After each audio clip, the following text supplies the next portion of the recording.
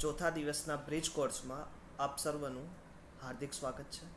My self દર્શન Kanani from civil department SSP Gandhinagar.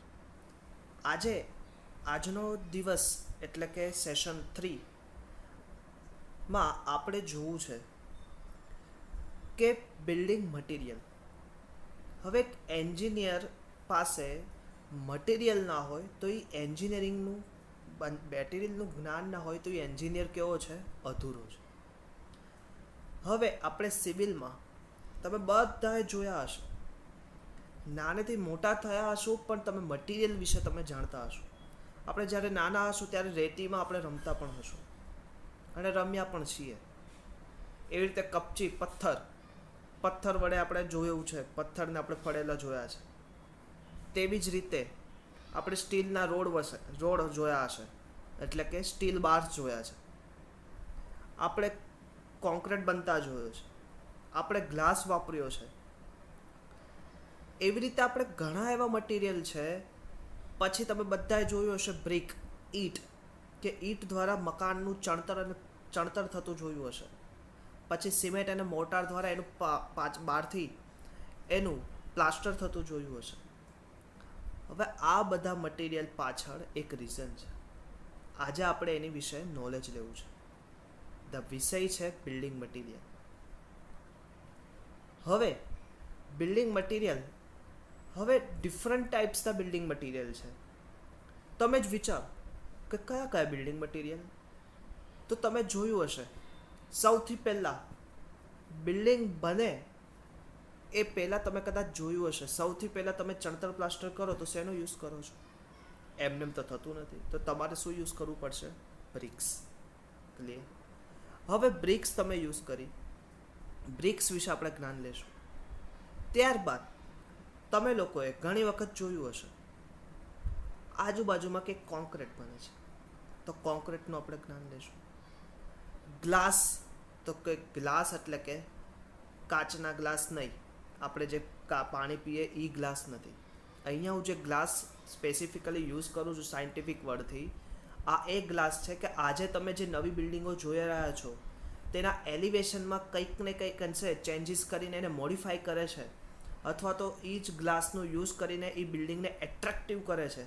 એટલે કે ઇન્ફ્રાસ્ટ્રક્ચર ડેવલપમેન્ટ. તમે બાય સપોઝ જોવો કે ગાંધીનગરનું ગિફ્ટ સિટી જોવો, કે પછી કોઈ બી high rise infrastructure development program જોવો, કે જેવી બિલ્ડિંગ છે એ એનો ઉઠાવ અને એનો દેખાવ કોને લીધે આવે છે? ગ્લાસને લીધે. એ તમે પછી બુર્જ ખલીફા જુઓ, that is a material, is a basic things of material of glass. Clear? તો એની પછી આવે છે cement. Cement is a main constitution regarding the infrastructure development in all over the world. હવે તમને કહું, આપણે ઇન્ડિયા જ ખાલી પર ડે લાખો ટન સિમેન્ટનો યુઝ કરીએ છીએ. આ લાખો ટન સિમેન્ટનો યુઝ કરીને આપણે ઇન્ફ્રાસ્ટ્રક્ચરને શું કરીએ છીએ? પુશઅપ કરીએ છીએ. તો હવે આ જ વસ્તુ એવી રીતે તમે હવે કોઈ બી તમે આરસીસી બાંધકામ કરતા હોય ત્યારે આટલું પૂરતું નથી. તમારે સ્પેસિફિકલી સ્ટીલ રોડ બી યુઝ કરવા પડશે. સ્ટીલ રોડ એટલે કે સ્ટીલના સળિયા. અલગ સાઇઝના સ્ટીલના સળિયા હોય. Is a depends on your diameter. હવે સ્ટીલ વિશે વધારે જાણકારી તો આપણે આગળ ભણશું, IS કોડ યુઝ કરશું, પણ સ્ટીલનું જ્ઞાન જ આપણામાં નહીં કે વિચ ટાઈપ્સ ઓફ સ્ટીલ કેવી રીતે બને છે, સ્ટીલમાં મેન કોન્સ્ટિટ્યુશન કયા હોય છે, તો તે વિશે પણ આપણે ભણશું. પણ આજે આપણે સ્ટીલ જોવું છે કે સ્ટીલ ક્યાં યુઝ થાય છે. ક્લિયર? ત્યાર પછી આપણે કોન્ક્રીટ બ્લોક વિશે વાત કરીએ છીએ. હવે સર કે તમે બ્રિક્સ વિશે સમજાવ્યું ને concrete block? Yes, because recently જે ફેનોમેના ચાલ્યો છે એમાં કોન્ક્રીટ બ્લોક્સ એક ઉભરતું આવ્યું નામ છે અને મોડિફાઈડ કરેલું ઈંટનું એક સ્વરૂપ છે. એટલે એના વિશે પણ આપણે અભ્યાસ કરશું. ક્લિયર? હવે આમ આજે આપણે બેઝિક થિંગ્સ ઓફ મટીરિયલ વિશે વિચારવું છે, not a study. Only for basic things is રિમેમ્બરનેસ.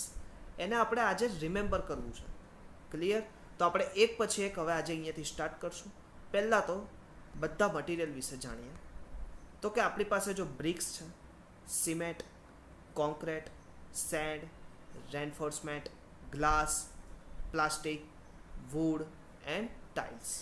હવે ટાઇલ્સ વિશે તમે જાણો છો, આખું સિરામિક ઇન્ડસ્ટ્રી આપણા ગુજરાતમાં મોસ્ટલી મોરબી આખું સિરામિક ઇન્ડસ્ટ્રી માટે પ્રખ્યાત જગ્યા છે, કે જ્યાં આખું tiles any different types of tiles ત્યાંથી પ્રોડ્યુસ થાય છે. અત્યારે તો તમને નહીં ખબર હોય, આખું કોમ્પ્યુટરાઇઝ એનું મશીનરી આવી ગઈ છે કે એના દ્વારા આખું શું થાય છે, એનું પ્રોડક્શન થાય છે. તમારે લોકો એને ડિઝાઇન આપવાની, એ પ્રોડક્શન કરીને તમને આપશે. તો કે ઘણું બધું આગળ વધ્યું છે. આપણું કામ શું છે કે રિસન્ટ એન્ડ પ્રેઝન્ટ એ બંનેનું શું કરવાનું છે, મેચઅપ કરીને ફ્યુચર તમારે બનાવવાનું છે. આ વસ્તુ યાદ રાખજો. તમારે રિસન્ટ એન્ડ પ્રેઝન્ટ, રિસન્ટ એટલે કે અત્યારનું, પ્રેઝન્ટ અને પાછળનું જ્ઞાન, આ બંને જ્ઞાનને ભેગું કરીને તમારે શું કરવાનું છે, ફ્યુચર નોલેજ ડેવલપ કરવાનું છે. ધેટ ઇઝ ધ બેઝિક્સ જ આપણી જોડે ન હોય તો ફ્યુચર ક્યારે બનશે? એટલે બેઝિક પાયો આપણો ક્લિયર હોવો જોઈએ. ક્લિયર? હવે આપણે દરેક મટીરિયલ વિશે જાણવું છે. પહેલું મટીરિયલ આપણે લેશું બ્રિક્સ. હવે બિલ્ડિંગ મટીરિયલ શું છે? Building material is any material which is used four construction purpose. હવે બિલ્ડિંગ મટીરિયલ એક કેવું મટીરિયલ છે કે એને આપણે કન્સ્ટ્રક્શન પર્પઝ માટે યુઝ કરીએ છીએ. પણ બિલ્ડિંગ મટીરિયલ કન્સ્ટ્રક્શન પર્પઝ માટે તો આપણે યુઝ કરીએ છીએ, પરંતુ મેની નેચરલ, હવે આ જે મટીરિયલ છે એ કોઈ ફેક્ટરીમાં નથી બનતા. એ બે રીતે બને છે. એક તો નેચરલી આપણને અવેલેબલ થઈ જાય છે, અધરવાઇઝ આપણે શું કરીએ છીએ, નેચરલી યુઝ કરીને આર્ટિફિશિયલ મટીરિયલ બનાવીએ. બિકોઝ પણ નેચરલી કન્સિડરેશન તો આવે ને આવે છે. આપણે એમાં કંઈક ને કંઈક અંશે ચેન્જ કરીને એને આપણે આર્ટિફિશિયલી બનાવીએ છીએ. ક્લિયર? હવે ફરી બીજો મુદ્દો, many natural occurrence substance such as clay, rock, sand and wood, આ બધી વસ્તુ કેવી છે, નેચરલી છે. Even thing and leaves have been used in construction material. Apart from naturally occurring material, many made product are in use. ઘણી આપણે હાથવગી product પણ use કરીએ છીએ. તમને ઉદાહરણ આપીએ આપણે, હાથવગી પ્રોડક્ટ્સ કઈ છે? તો કે સિમેન્ટ. સિમેન્ટનું મિક્સિંગ, હવે કે આપણે તો ક્લે યુઝ કરતા હતા ને જૂના જમાનામાં, તો સિમેન્ટ કેવી રીતે આવી? તો કે સિમેન્ટનું આપણે શું કર્યું, મેનમેડ ઉત્પાદન કર્યું. પછી એવી રીતે ટાઇલ્સ કોઈ આપણે બનતી નથી, આપણે શું કર્યું, સિરામિક એટલે કે સિલિકાનો યુઝ કરીને એમાં નવી નવી પ્રોડક્ટ્સ બહાર લાવ્યા. That is cold man-made. Clear? તો આવી રીતે ઘણી બધી પ્રોડક્ટો શું છે, મેનમેડ છે. એના દ્વારા પણ આપણે આગળ વધી શકીએ છીએ.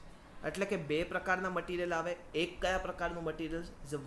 One types of material is naturally occurring materials and second type is manmade એટલે કે આર્ટિફિશિયલ મટીરિયલ. ક્લિયર?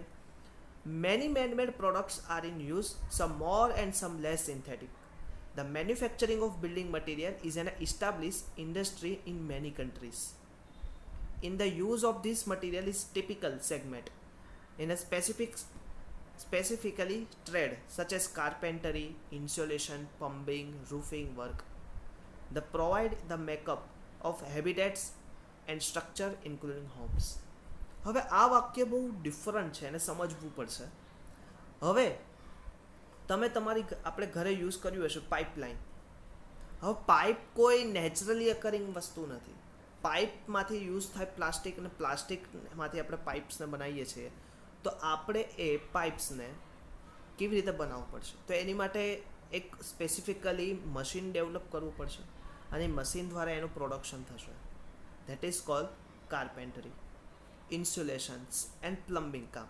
તો ધેટ ઇઝ કોલ્ડ, આવું એક શાખા છે કે તેમાં આપણે શું કરશું, મટીરિયલને જે રેડી હશે એનો આપણે બિલ્ડિંગ મટીરિયલ તરીકે યુઝ કરશું.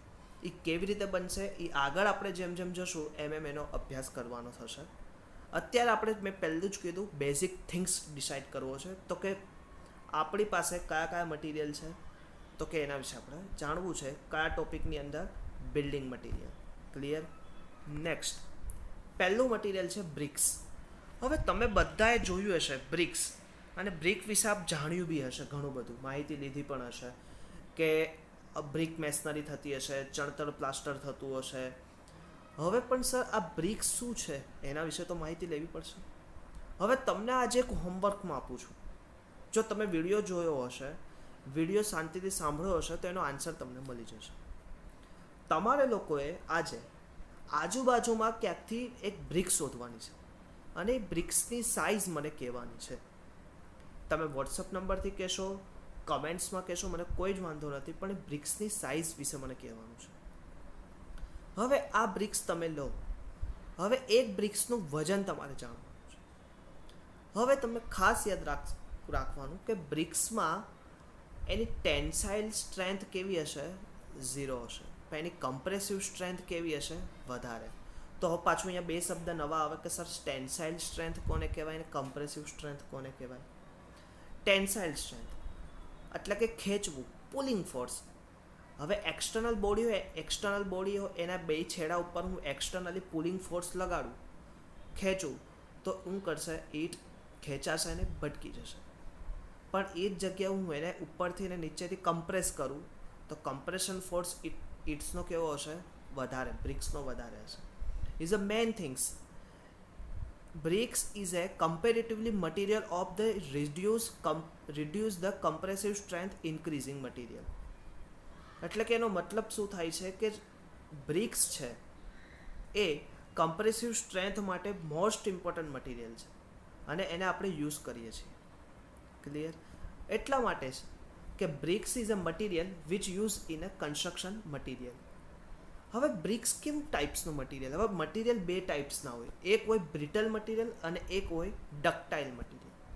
ડક્ટાઇલ વિશે હું આજના દિવસમાં વાત કરીશ. બ્રિટલ એટલે કે બટકનું મટીરિયલ. એના પર થોડોક ટેન્સાઇલ ફોર્સ આપીશ, તે શું કરશે? પોતાની સ્થાન ઉપરથી ભટકી જશે અથવા તો ભટકાઈ જશે. તો આ ટાઈપ્સનું આ બ્રિક્સ છે. BRICS is a brittle material. Clear? હવે થોડીક માહિતી આપણે બ્રિક્સ વિશે લઈએ. Bricks. Different types of bricks are used in masonry construction based on materials such as clay, concrete, lime, fly ash, etc. Field identification of brick for their properties, use and suitability for different construction works are important. A bricks is an important construction material which is generally available in a rectangular shape, manufactured from clay. They are very popular from olden day to modern days because of low cost and durability. હવે આખું મેં અહીંયા લીધું છે પણ હું step wise તમને સમજાવું છું. Different types of BRICS. હવે બ્રિક્સના ઘણા બધા પ્રકાર છે. એના કમ્પ્રેસિવ સ્ટ્રેન્થને લીધે એના ક્લાસ પાડેલા છે. ક્લાસ એ બ્રિક્સ, ક્લાસ બી બ્રિક્સ અને ક્લાસ સી બ્રિક્સ. રિફ્રેક્ટરી બ્રિક્સ આવશે અને રિફ્રેક્ટરી બ્રિક્સ એટલે કે જે તમે રિફ્રેક્ટરી એટલે કે જે આપણે ઇન્ડસ્ટ્રી પર્પઝ માટે યુઝ કરીએ છીએ, that is called refractory bricks. એના જુદા જુદા ટાઈપ્સ આવશે. Class A, class B, class C and refractory bricks. તો કે એના ટાઈપ્સ અલગ અલગ ટાઈપ્સ આવશે. હવે અલગ અલગ ટાઈપ્સની બ્રિક્સ આપણે શેમાં યુઝ કરીએ છીએ? મેસનરી કન્સ્ટ્રક્શન. હવે આ ટાઈપ્સ કોની ઉપર ડિપેન્ડ છે? Based on typical material. A typical material કયા છે? ક્લે હોય, કોન્ક્રીટ હોય, લાઇમ હોય, fly ash હોય, is a mostly dependent in a bricks material. હવે બાય સપોઝ કે સર બ્રિક્સ બને કેવી રીતે, તો હું તમને એના ફેઝ વિશે થોડી ચર્ચા આપી દઉં. બ્રિક્સ આપણે ધારો કે કોઈ એક સ્થાન છે, ત્યાંથી આપણે ચીકણી માટી ઇઝ અ ક્લે, ચીકણી માટીને લઈએ. એ ચીકણી માટીની અંદરથી પહેલાં એને સૂકવીને, એટલે અંદરથી બધી ઇમ્પ્યુરિટીઝ હોય કામ વગરની, જે કેમિકલી ઇમ્પ્યુરિટીઝ હોય એને શું કરશું? આપણે રિડ્યુસિંગ કરી દે અથવા તો કાઢી નાખશું. ત્યાર પછી એની અંદર થોડાક આપણે ઇન્ગ્રીડિયન્ટ્સ નાખશું. ઇન્ગ્રીડિયન્ટ્સ એટલે કે કયા ઇન્ગ્રીડિયન્ટ્સ આવશે જ્યારે આપણે સ્ટડી કરશું ત્યારે એના વિશે વિચારશું. એટલે આ બધું આપણે સ્ટડીમાં કામ આવશે અને ખૂબ જ ઉપયોગી છે. તો આ ઇન્ગ્રીડિયન્ટ્સ યુઝ કર્યા. હવે આ ઇન્ગ્રીડિયન્ટ્સને યુઝ કરીને પછી એનું આપણે ગ્રાઇન્ડિંગ મિલ્સમાં જઈને એનું પ્રોપર ગ્રાઇન્ડિંગ કરીશું અને પછી એમાં પાણી નાખીને મિક્સિંગ કરશું.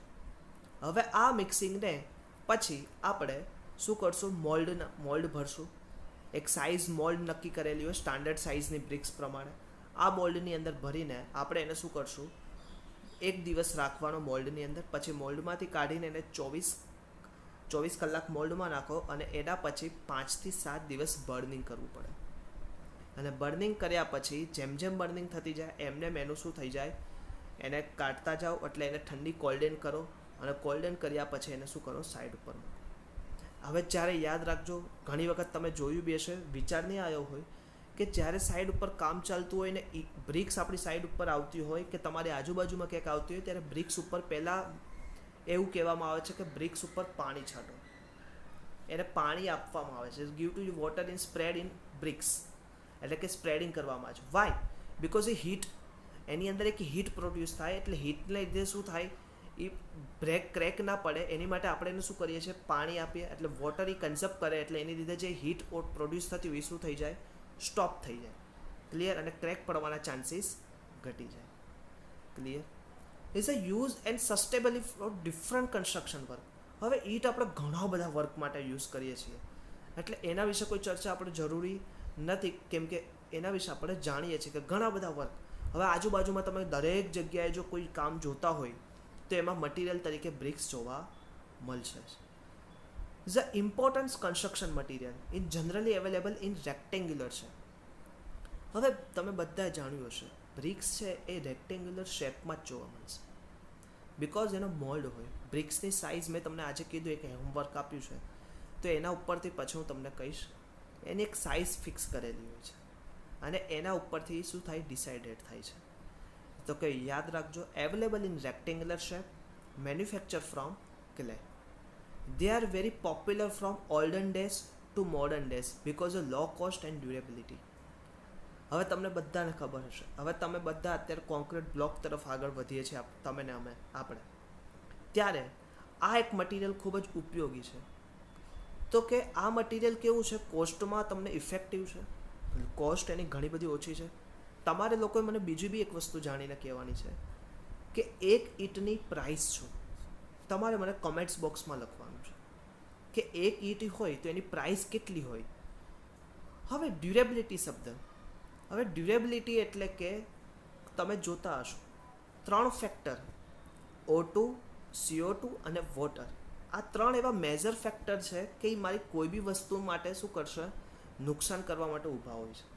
પણ સિમેન્ટ એવું, કોન્ક્રીટ અને બિલ્ડિંગ મટીરિયલમાં બ્રિક્સ એવું મટીરિયલ છે કે તે થવા દેશે નહીં, બિકોઝ એની ડ્યુરેબિલિટી કેવી હોય છે, કમ્પેરેટિવલી હાયર હોય છે. એટલે એ અંદરની વસ્તુને શું કરશે, ડાયરેક્ટલી અફેક્ટેડ થવા દેશે નહીં. એટલે ફરીથી they are very popular from olden days to modern days because of low cost and durability. Clear? તો આ હતી બ્રિક્સ વિશે બેઝિક માહિતી. હવે આગળ બિલ્ડિંગ મટીરિયલમાં સેકન્ડમાં આપણે લઈશું. હવે આ બધું આ ડ્રોઈંગ તમને બધાને દેખાય છે. હવે આ ડ્રોઈંગમાં તમે જોવો છો છે તો કોન્ક્રીટ આરસીસી સ્ટ્રક્ચર જ, પણ એનો ઉઠાવ એક અલગ તમને લાગે છે. કેમ? તો એની ઉપર એને ગ્લાસનું ક્લેડિંગ કર્યું, એક આર્કિટેક્ચરલ વ્યૂ પ્રમાણે એને ગ્લાસનું શું કર્યું, ક્લેડિંગ કર્યું. તો એના લીધે એક અલગથી ઉઠાવ આવે છે અને બિલ્ડિંગ એક તમને એટ્રેક્ટિવ વ્યૂ દેખાય છે. તો કે ન્યૂ મોડર્ન્સ ઇરામાં આ બિલ્ડિંગો વિશે આપણે ઘણું બધું જાણવાનું છે, બિકોઝ ગ્લાસ એવું મટીરિયલ છે, પાછું તમને યાદ બી હશે, ગ્લાસ ઇઝ અ રિસાયકલેબલ મટીરિયલ, એટલે તમે એને રિસાયકલિંગ કરીને બીજી વખત બનાવી શકો છો. તો કે આ મટીરિયલનો તમે યુઝ કરીને જો તમે તમારી બિલ્ડિંગને એટ્રેક્ટિવ કરી શકતા હોય તો એને યુઝ કરવો જ જોઈએ. એટલે કે મોડર્ન ઇરામાં આ મટીરિયલનો બી એક સ્પેસિફિક ઇમ્પોર્ટન્સ છે. That is a material is glass material. તો એના વિશે આપણે થોડીક માહિતી લઈએ. Glass is a key construction material. Key એટલે કે ચાવી રૂપ છે. હવે હમણાં જ આપણને ખબર પડી, key construction material and is very widely used across the world. આખા વર્લ્ડમાં વાઇડલી યુઝ થનારું મટીરિયલ છે. ગ્લાસ હેઝ ઇન્સ્યુલેટિંગ પ્રોપર્ટીઝ, એક ઇન્સ્યુલેટિંગ પ્રોપર્ટીઝ છે અવર જવર કરતી. હવે ગ્લાસની અંદરથી પ્રકાશ પાસ થઈ શકે, એટલે કે પ્રકાશ આવતો રહે, એટલે એ કોઈ નડતું નથી. Glass has insulating properties and is used for cladding. It is also widely used for facades of building. Facades, હવે એક ફકેડ સ્ટ્રક્ચર આવે છે. ફકાડ સ્ટ્રક્ચર એટલે કે એવું સ્ટ્રક્ચર કે જેનું તમે બિલ્ડિંગને એટ્રેક્ટિવ કરવા માટે કંઈક ને કંઈક અંશે યુઝેબલ કહે. હવે facade structure. Thanks to streets in a construction world, glass is also being evolved as a sustainable and green option. હવે ગ્રીન બિલ્ડિંગ વિશે તમે કદાચ જાણ્યું બી હશે, તમે ધોરણ 10માં વિચાર્યું બી હશે, પર્યાવરણ સબ્જેક્ટમાં જોયું પણ હશે. ગ્રીન બિલ્ડિંગ આજે દિવસે દિવસે ધ્રુસકે પૃસકે આપણે પોલ્યુશન કંટ્રોલ બોર્ડ એક પોલ્યુશન એના કંટ્રોલ કરતાં બહાર જઈ રહ્યું છે. ઓઝોન લેયરના ગાબડા પડી રહ્યા છે. તે વખતે ગ્રીન ઓપ્શનને બી આપણે કન્સિડર કરવું પડશે. તો કે ગ્રીન ઓપ્શન આપણી જોડે ઉપલબ્ધ છે ગ્લાસ, કેમ કે ધેટ ઇઝ મટીરિયલ ઇઝ રિસાયકલેબલ. તો કે અહીંયા લખ્યું છે glass is રિસાયકલેબલ and is also stronger material. આપણે જ્યારે ભણશું ત્યારે આપણે ગ્લાસ કેવી રીતે બને છે એના વિશે ડિટેલ માહિતી લેશું અને ગ્લાસના પ્રકારો કેવા છે એના વિશે બી ભણશું. તો આપણે ગ્લાસ વિશે એક બેઝિક થિંગ્સ આજે આપણે વિચાર્યું છે. તમારે લોકોએ આજુબાજુના વિસ્તારમાં કોઈ કોમર્શિયલ બિલ્ડિંગ હોય, કોઈ ઇન્સ્ટિટ્યુશનલ બિલ્ડિંગ હોય, તો એ બિલ્ડિંગના ફોટોગ્રાફ્સ કલેક્ટ કરવાના છે કે જેના આર્કિટેક્ચરલ વ્યૂમાં ગ્લાસનો ઉપયોગ કરીને એને એટ્રેક્ટિવ બનાવવામાં આવ્યું. તો તમે મને મોકલશો એવા ફોટો? તો આ ફોટો મને કમેન્ટ્સ બોક્સ અથવા તો આપણા વોટ્સઅપ ગ્રુપમાં મોકલી આપવા. ઠીક છે. હવે પછીનું મટીરિયલ એટલે કે બહુ જ ઇમ્પોર્ટન્સ મટીરિયલ કહેવાય કે જેના વગર આપણે આજે જે આરસીસી બિલ્ડિંગને હાઈ રાઇઝ બિલ્ડિંગ જોઈએ છીએ તે આ મટીરિયલ વગર મોસ્ટલી આમ કહીએ તો અધૂરા કહેવાય. ધેટ્સ મટીરિયલ ઇઝ કોલ્ડ, જાણો છો તમે બધાએ, સ્ટીલ. હવે સ્ટીલમાં આપણે લોકોએ બિલ્ડિંગમાં અલગ અલગ ડાયામીટર યુઝ કરીએ છીએ. હવે એ ડાયામીટરના અમુક ફોટોઝ મેં અહીંયા તમને દેખાડ્યા છે. ફાઈ એટલે કે એક ડાયામીટરની નિશાની છે. શું છે ડાયામીટર? એટલે તમને ખબર છે, ફર્સ્ટ ટુ પેરિફરી ટોટલ સપાટી આવે એને ડાયામીટર કહેવાય. અને રેડિયસ એટલે કે ત્રિજ્યા R is equal to d/2. ડાયામીટરનું હાફ એ તમને ત્રિજ્યા મળે અને ફૂલ એટલે ડાયામીટર. હવે ડાયામીટર અલગ અલગ ડાયામીટરના સ્ટીલ મેં તમને અહીંયા બતાવ્યા છે. 10 mm છે, 12 mm છે, 16 mm છે, 20 mm છે, 30 mm ડાયામીટર છે, 32 mm ડાયામીટર છે અને 40 mm ડાયામીટર. આ ડાયામીટરના સ્ટીલ આપણે કન્સ્ટ્રક્શન આરસીસી બિલ્ડિંગમાં યુઝ કરીએ છીએ. હવે મને કહેતા બહુ આનંદ થશે કે આરસીસી સ્ટ્રક્ચરમાં એના પણ અલગ અલગ એલિમેન્ટ્સ હોય અને એલિમેન્ટ્સ વાઇઝ એના સ્ટીલને શું કરવામાં આવે? ડિવાઇડેશન કરવામાં આવે. હવે એ એલિમેન્ટ્સ કયા છે? તો કે beam elements, column elements, slab elements, foundation elements, column elements and footing elements. તો કે આ બધા એલિમેન્ટ્સમાં અલગ અલગ ડિઝાઇન કરીને એનું શું કરવામાં આવે છે? સ્ટીલ પ્રોવાઈડ કરવામાં આવે છે. તમે બધાએ સાઈડમાં જોયું હશે, સાઈડ ઉપર કદાચ ગયા હશો, આજુબાજુમાં બાંધકામ વખતે જોયું હશે. ના જોયું હોય તો હું તમને ફોટોગ્રાફ્સ દ્વારા નેક્સ્ટ લેક્ચરમાં દેખાડીશ. પણ આ બધા સ્ટીલ સ્ટ્રક્ચરમાં શું થાય છે? આ યુઝેબલ થાય છે અને એનું અલગથી એક માળખું તૈયાર કરવામાં આવે છે. જ્યારે તમે કદાચ જોયું હશે કોલમ બંધાતો હોય તો પહેલાં કોલમ બાંધતી વખતે સ્ટીલને શું કરવામાં આવે છે? પ્રોપર યુઝ કરીને બાંધવામાં આવે છે અને એના ઉપર પાટીઓ મૂકીને સ્કેલફોલ્ડિંગ કરીને એને શું કરવામાં આવે છે? પછી અંદર ભરાઈ કરવામાં આવે છે. તો કે આ ટાઈપ્સના આપણે સ્ટીલ યુઝ કરીએ છીએ. હવે આપણે એ પણ જાણવા જેવું છે કે સર સ્ટીલ વિશે તમે વાત તો કરો છો, પણ સ્ટીલ બને કેવી રીતે? તો એ તમારે મને જાણીને કહેવાનું છે. સ્ટીલ કેવી રીતે બને? સ્ટીલ ઉપર કાર્બનની અસર શું થાય અને સ્ટીલમાં કાર્બનની અસરથી કયો ફેરફાર થાય, આ વિશે તમારે મને કહેવાનું છે. હવે આ વિશે તમે મને કહેશો એટલે આગળનું આપોઆપ તમારું ક્લિયર થઈ જશે. કહેશો તમે લોકોએ, મને ખાસ વિશ્વાસ છે તમારી. તો કે આ મટીરિયલ કયું છે?